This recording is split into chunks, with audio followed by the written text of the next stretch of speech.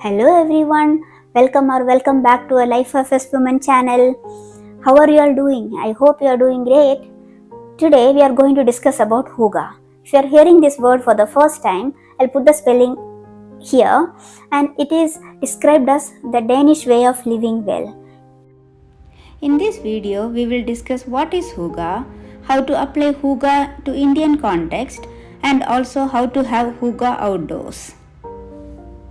If you talk about Denmark, or for that matter any other Nordic country, from the period of October to March, they barely see the sun. All they see is snow, and Denmark has occasional rainfalls also. So people are stuck inside, spending their time with their families.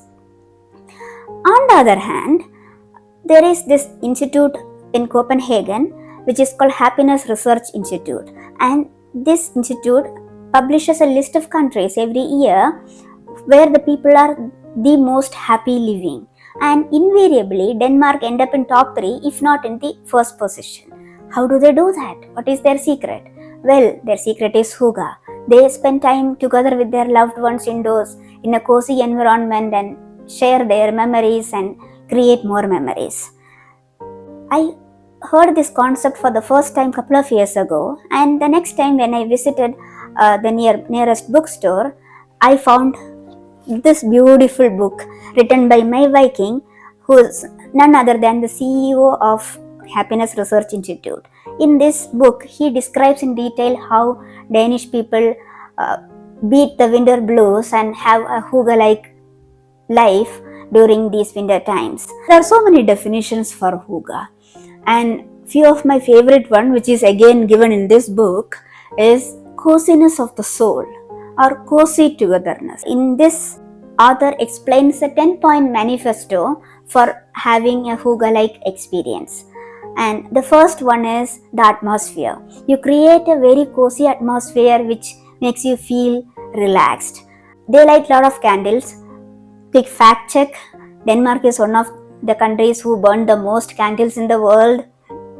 And the second point in the Hygge manifesto is presence. When you are spending time with your loved ones, you are completely present in the moment. You don't scroll through the phone. You put the phone in silent mode and keep it aside. And the third point is pleasure. When you spend time with your loved ones, you don't count your calories. You enjoy the little treats like cake and pastries and hot cocoa. And the fourth point is equality. The author describes this point as we over you or me. That is how we feel in a Hygge-like get-together. And the fifth point is gratitude. When you live in such an adverse conditions, this is as good as it can get. So enjoy the moment. And the sixth one is harmony. And this is my favorite, and literally have to read it out to you how the author explains it. He says, it's not a competition. We already like you. There is no need to brag about your achievements. How funny and profound that is at the same time. And the seventh point is comfort. When you go for a Hygge-like experience, you don't dress up in black tie attire and go. The cozier your clothing, the more relaxed you are and the more Hygge-like experience you get. And the eighth point is truce.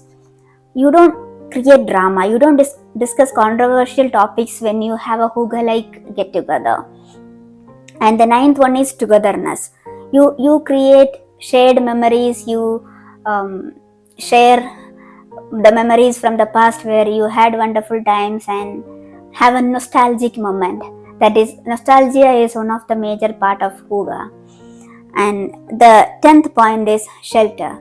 The shelter does not mean a roof over your head. That is of course there, but the confidence of you being yourself. This is my tribe and I can be myself and nobody is going to judge me. That feeling is also very important if you like to have a Hygge-like experience. So that is how the author explains Hygge in this book. And having heard all of this, I am hoping that you have a little bit of idea about how Hygge is helping Danish people to beat their winter blues and be the happiest in the world. Now, what can we take out and adapt to our lifestyle? the first point, which is the straightforward thing, is spending quality time with your loved ones. In urban India, most of us are staying in nuclear families, so it is important for us to spend quality time with our family and the close network of friends. Couple of things which we can take from Hygge to these kind of get-togethers is, the first one is that the shared feeling of belonging, that the faith in the group, that this is my space, I can be myself and nobody is going to judge me. That is one important thing we can take. And another thing, Hygge says the more the participation, the better Hygge like it is. Typically, even when I host my friends, I insist on taking out the cutleries out and the servers out, serving the food and then cleaning up.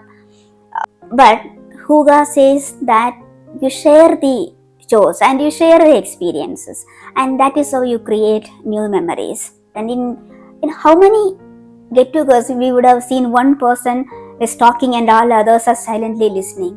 But if you are having a Hygge like get-together, it is important for everyone to share their thoughts and everyone to be good listeners as well. Apart from all this, in this book the author lists a lot of activities you can do to have a Hygge like experiences. And also Hygge is not only limited to indoors. There are a lot of activities which can be done outdoors and be Hygge like. Some of the activities which the author mentions is having movie nights. You have all your friends over and chill and have a movie time together. And another very intriguing example what author gave is having swap parties. We all have some good thing which is working perfectly fine, but we don't use it anymore, and we host a party where everyone brings one such thing which they are not using and in good condition, and everybody who is participating will pick up something which might be useful to them. What a sustainable way of also having a Hygge experience, isn't it? Another point which the author discussed is having shared spaces within the community. Particularly if you are living in an apartment, you might already have a community hall or a recreation center. There you can set up a little nook and put some books there where people can sit and read, and let your neighbors also add to the collection, and then you all spend quality time in that space. So that's all for today about Hygge. I hope you like this little book reading and chit chat session. If you did like the video, do give me a thumbs up, and if you want me to make video on some other topic, leave those in the comment section. Thank you so much for your support. Until next time.